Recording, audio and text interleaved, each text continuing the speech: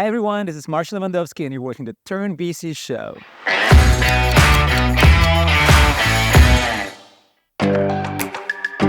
TurnedVC is all about going places, having fun, and interviewing some great people with unusual backgrounds that turn venture capital investors.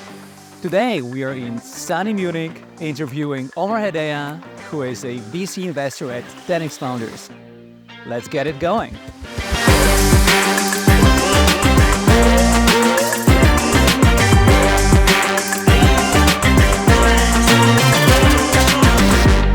Omar, welcome to the TurnedVC show. Pleasure to be here. Awesome having you. So I know that you started your journey from the school strike. Were you just a kid with, like a search for adrenaline, or you had some purpose in it? What was the story behind it? Yeah, so I think I was just a kid who wanted to play around and have fun. So that was actually my very first school experience. My parents put me to school. I expected to go there, meet some other kids and have fun and play around. Turns out that was not the plan. The plan was that we have to sit in a schoolroom and do some work or studying or whatever. I didn't like that, so I told them I'm not joining you guys in this thing. I'll just stay and play around. First day, the teachers and everyone let me be. Second day, I managed to convince the other kids, like, you know what, let's all stay together and keep playing together. Which was fun for me, not for the school administration. Right. So they called my mom, they told her, like, yeah, your son is not suitable for our school. Yeah. Here's your money. They gave her deposit bag. Oh man. That's his bag, just It's not too good for parents, right? Like, Exactly. how bad were you? Yeah, exactly. Pretty bad. Pretty bad. You have to give someone back their money. It takes like a special kind of pain. So they did this. And yeah, like it took us a while until my parents managed to find a school for me that I can fit in, more or less. And what happens then, actually? So what was the next school and what was the journey after that? Yeah, so the next school, I still, again, I know it sounds crazy, but in Egypt, before children manage to get to their first school, there's an interview.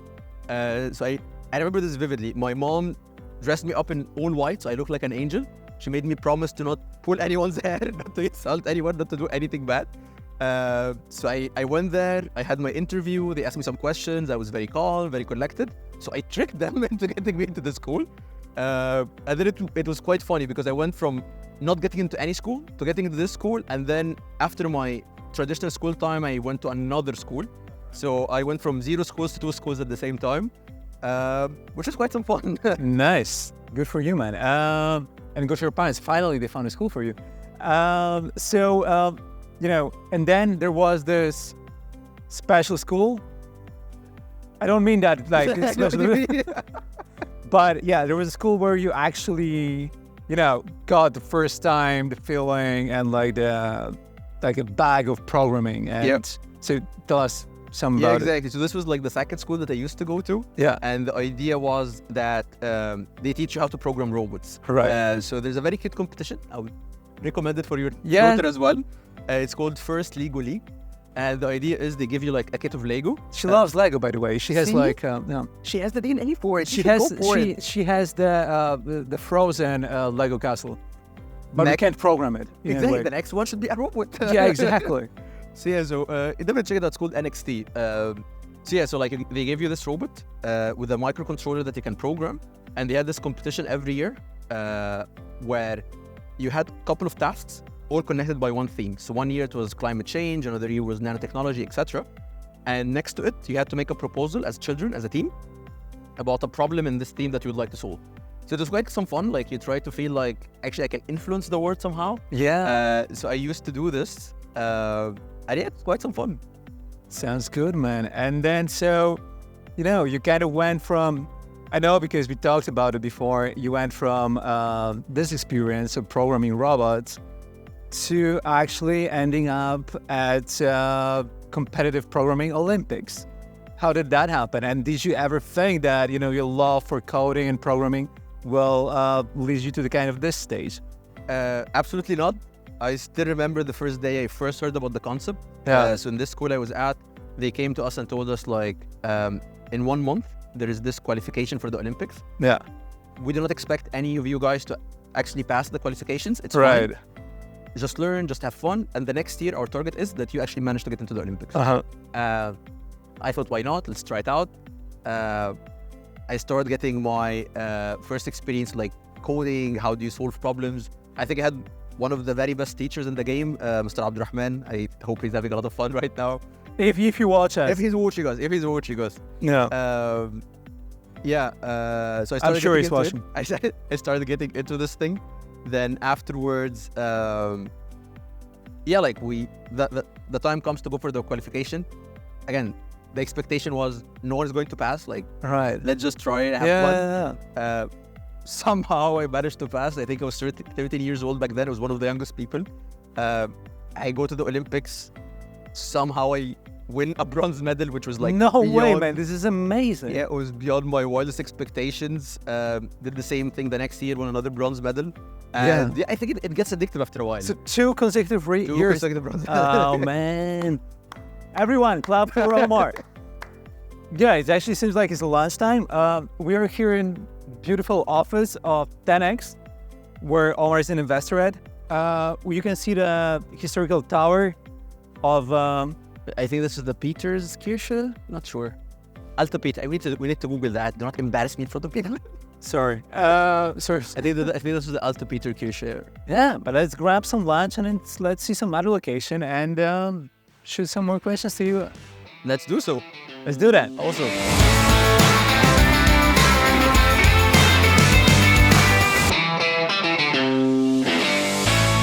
So we are now at Madame Chutney, which is one of your favorite places in Munich. Going back to the interview, I know that the Arab Spring in 2011 had a very big impact on your life. Can you please share a bit more about like how it influenced your perspective on life and your future?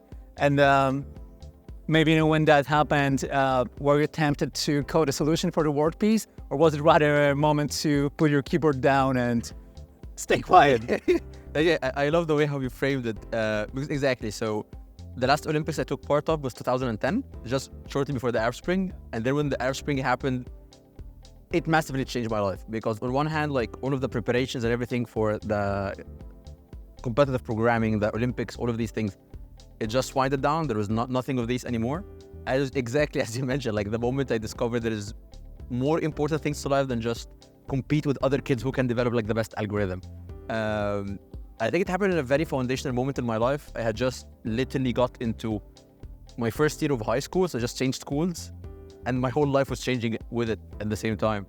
And it's a beautiful time. Like I started thinking about bigger stuff, like about how societies work. Like, why do we have the assumptions we have? Why do we follow the traditions we have? Why should things be the way it is? And I'm 100% certain I would have not been the same person if this has not happened. It must have been tough though, right? Because it shut everything down. Like you didn't have an access to the classes that you were taking before, to the comps, to like this Olympics as well. So yeah, I imagine that it's been tough. I know that short after that, so we already know during that interview that you had different stories about different schools and some worked, some didn't. But I know that you also managed to go and study abroad in Germany. Can you tell us a bit about that and, what made you decide to do that and how did it change your life?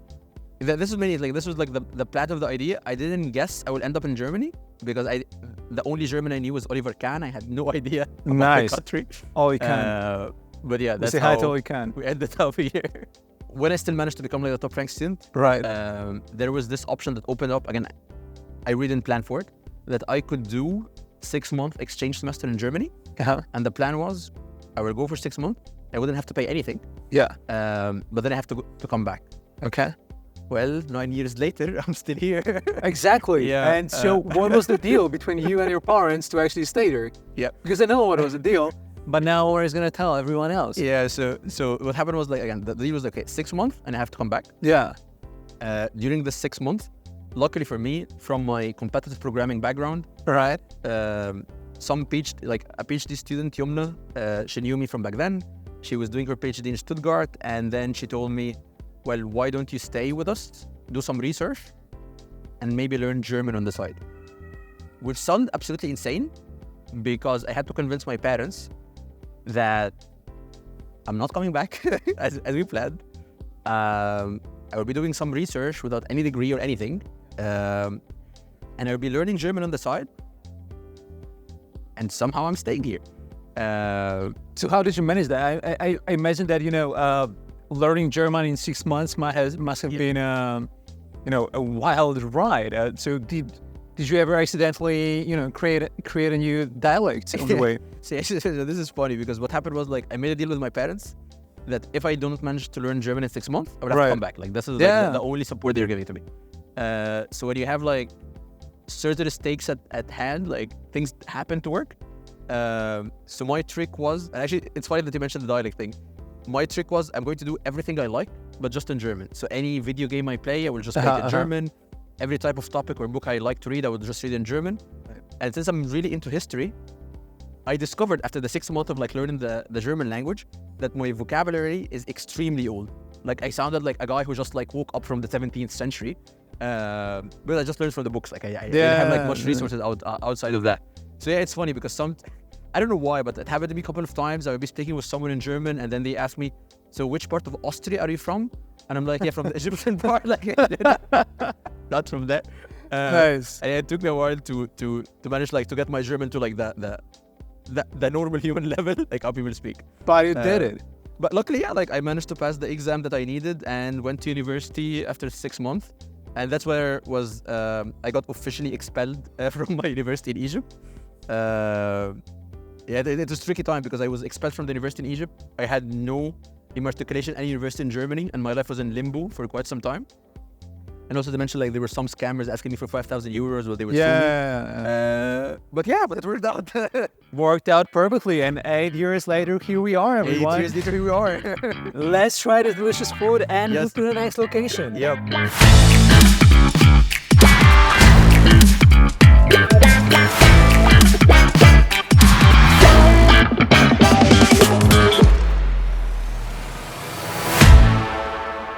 We are just exploring beautiful Munich. We are now by The Isar. the Isar. Pretty cool canal. There's a bridge that we really like. Getting back to our conversation. So I know that the AI masters that you pursued at TUM University. It was quite a demanding endeavor for you. And I know that then COVID hit. And it just puts, the lives of all of us upside down. So I just wonder, did you discover any talents such as, juggling flaming torches while walking the tightrope or investing in startups? So there you go. Perfectly spot on. Actually, funnily enough, I tried juggling during COVID because I read somewhere it makes your brain react faster. Right. So I tried that, but I did not show my talent to other people. I just kept it for myself. But exactly said that. I think COVID is absolutely the best thing that has ever happened to me. And it's literally, as you mentioned, how I ended up getting into VC. So the story goes like this. As you mentioned, studying at TUM was not the easiest endeavor. Let's put it like that.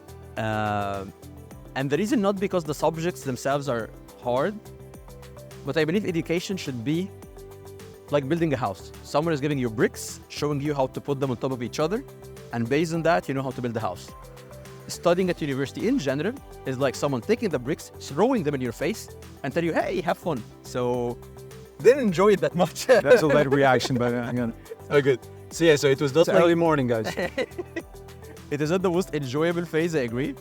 And funnily enough, just 1 month before COVID, I had this unbearable anxiety. Yeah. I could not function whatsoever. I felt I'm just wasting my life. So on one hand, I was like really performing well at university by the metrics they gave to us. But where was my life going? I'm just like doing one exam after the other, and I felt I was going nowhere. So that was when I had this brilliant idea of taking a semester off to discover the world and see what's out there. That was February 2020, just 1 month before COVID. So It's like perfect timing. perfect timing. So I couldn't go anywhere. But it was great because I had my own internal journey instead of having it as external. So what I did back then, and that's how I ended up in VC, I started reading books about people that I thought were inspiring. So I got the biography of Steve Jobs, Elon Musk, Leonardo da Vinci. I found a very ancient and obscure book of Bill Gates, and I started like reading, okay, so why are these people inspiring? Why did they achieve something?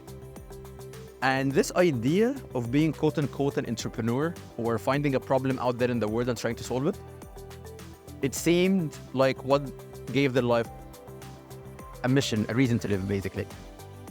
Which was interesting to me because I did not know that you can start companies. Like, what do you mean Siemens was just a guy like who started something like that? This is funny. So once I started getting into this, I felt, okay, this sounds like a good option in life, but how do I start? I ended up joining an accelerator, which had a very interesting concept. The idea was, if you apply as a talent, they can match you with a startup if you think there's a fit, and for 3 months, they treat you as if you were a co-founder. So for 3 months, I was the CTO of a startup. That's pretty cool. And I was like, yeah, exactly. Like, how is that called? It's called Entrepreneurs. Oh, right. Yeah, it's part of the entrepreneurship offering, which I'm very grateful for. Nice. And yeah, I started noticing, you know what, I can do other stuff in life than just writing code. I can think about strategy. I can talk to customers. I don't know, there's so many things to do. Yeah. So this was the trigger to me. And then there was a speech that changed my life. It was called, I remember, VC Do's and Don'ts, where basically they were trying to teach us how to raise money from investors. Personally, I couldn't care less about raising money from investors. Yeah.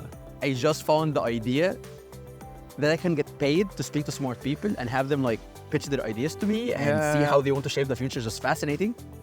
My initial thought, okay, I need to be a millionaire or a billionaire and invest my own money. So I remember asking in the Zoom channel or the Zoom chat, hey, is there any job description where I could help you guys? And someone replied, yes, actually there is a job. That's a career option actually called VC. I was like, what? Are you insane? So yeah, so this led me to discover that VC is a viable career option. Yeah. I started applying everywhere till I got my first internship, then later my first job. Yeah. And yeah, the rest is history. Nice. Sounds good, man. So VC calling, was it like you joined the 10x Capital, but we're gonna talk about it. 10x Founders. We're gonna talk about it later. Was this, opportunity that you discovered with VC? I know that it kind of felt like for you to like feel alive again because you were again doing something that you're super passionate about and that you love. Did it feel like, finding a treasure chest full of golden startup opportunities? Exactly. Like it's exactly that. And the story that came to mind when I discovered venture capital in January was the following. Yeah. When Einstein graduated from his physics degree, he had two options. He could work as an engineer in Milano at a hydro dam, which would have been very well paid. Yeah. Or he could have taken this clerk office job that he's very famous for in Switzerland. Right. And he chose the later, although he was living like, I'm not sure how to describe it, like the working conditions were not the best. And when he was asked about it, he said, well, he was basically being bombarded by ideas the whole day. He has to figure out like how inventions work, how physics work. Right. And then in his own free time, he can do whatever he wants. And VC felt to me like that modern reincarnation of this idea. Like I felt I hit exactly like a treasure chest. Every day, I'm speaking to people who want to change the world. I get to listen to their ideas, think about the problems they want to solve. And on my free time, I'm always working on my own things. And I feel like I found my perfect ikigai. Like I'm just in this like loop of things I enjoy, things I like, things I'm competent at, hopefully. So yeah, exactly as you described it. It was amazing, really cool. Man. Sounds awesome. Let's move further. Let's keep go. exploring.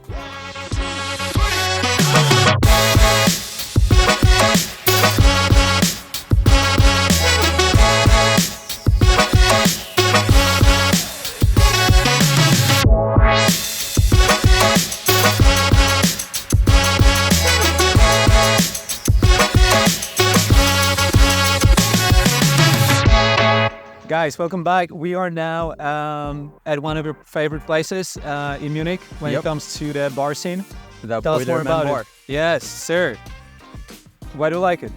Yeah, so I think it was one of What's the story behind it? Yeah, so it was one of the very first places I discovered in Munich. Yeah. I was not even living here back then. Okay. I was just visiting with two friends of mine. as you know, like the entrance here is very unusual. Yeah. So we were just standing there. It was cold. We were like freezing. And then a friend of ours just appeared out of nowhere. And he was like, you know what? I have the perfect place for you guys. And he just showed us up. And I had this feeling, you know what? This is a place I'm going to have a lot of great memories in. Amazing. That sounds awesome, Omar.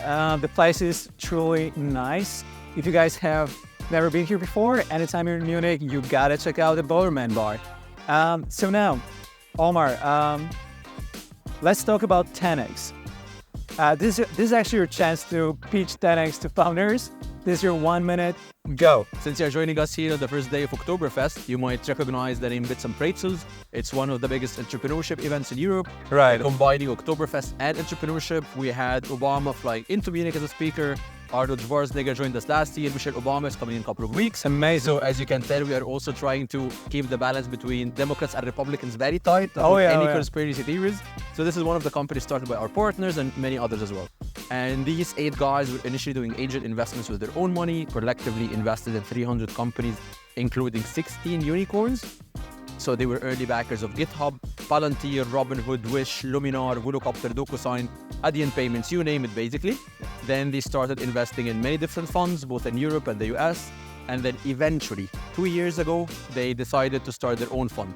It became 10x Founders. It's a 160 million first-time fund with a special twist on it. Namely, we do not have a single cent from institutional investors, but we are backed exclusively by entrepreneurs. There are 200 of them that are backing us, including multiple unicorn founders, like the founders of Celonis, Flixbus, and many others. Right. In addition, we have 50 fellows, and these guys are either super angels or industry experts. And this is the wide network that we try to leverage for our portfolio companies. So partnering up with us, you get one check in your cap table and all of this network. And we go as early as possible. We do pre-seed, seed, and Series A. Ticket sizes anywhere between 250K to 2.5 million euros. Sector agnostic, geographically flexible. Wherever there's a great idea and a great founding team, we like to partner up with them. So that's our pitch.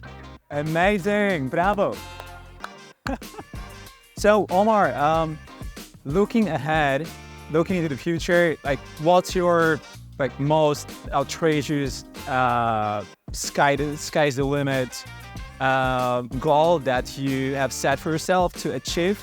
And what exciting projects do you have in your life going on right now? Either within 10x Founders or outside of it? Yeah, that's a beautiful question. And I think there are multiple ways you could answer that. So on side projects, like one of the biggest things that I'm working at right now is what I'm calling the VC Copilot. I think I've already shared it with you. Right. And it's my way to try to automate as much as possible of my job. Yes, sir. And the idea is if you're a VC investor, you know it. Yeah. Every day you are bombarded by so many ideas from so many different markets, so many different angles, and you need to come up with an opinion quickly. So I believe you can leverage AI to automate as much as possible of these initial screens, and then leaves you to make up your opinion about the most interesting things for you. So I think giving VCs and investors their time back is very valuable for them, but also for humanity in general, because you can better allocate capital to the most exciting projects. So this is one of the things I'm working at, and my big audacious goal is to hopefully have it in the hands of every VC out there and improve the ecosystem as a whole. Next to that, another big audacious goal I have, as you know, as we mentioned earlier, like my generation, the people who left after the Arab Spring, we are the first generation to immigrate in this number in Europe. And I have been working with some friends of mine on trying to build a network for investors and founders from the Arabic diaspora, and hopefully support each other and see like more and more companies get built and flourish. So I hope this will become something. We're actually having our first side event in a couple of weeks next to Bits and Pretzels. Expecting a lot of really cool investors, angels, and founders. So yeah, touch the wood on that one. Hopefully it works out. And generally, I would love, like, when I look back at my life, I feel that I supported startups and founders that changed something in the world, made the world a better place. This will make me die a happy man. So I hope I will get closer to that. Amazing. Not the dying part, but the investing part. Amazing. That's a perfect cut, because that was actually the last question. Thanks so much, everyone. Clap for Omar. It's a wrap. It's been a pleasure, man. Awesome, man. Thanks so much. Thanks for coming for the bro. That's been great. Give me a hug. That's good. Very good. Portrait mind.